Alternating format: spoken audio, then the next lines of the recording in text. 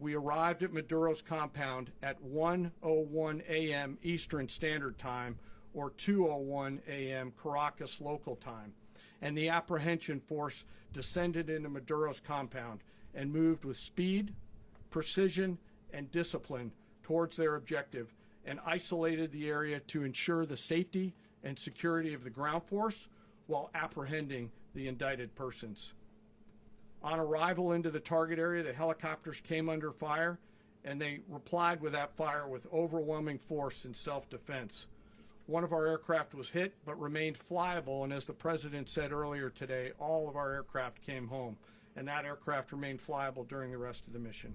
Maduro and his wife, both indicted, gave up and were taken into custody by the Department of Justice, assisted by our incredible U.S. military with professionalism and precision, with no loss of U.S. life.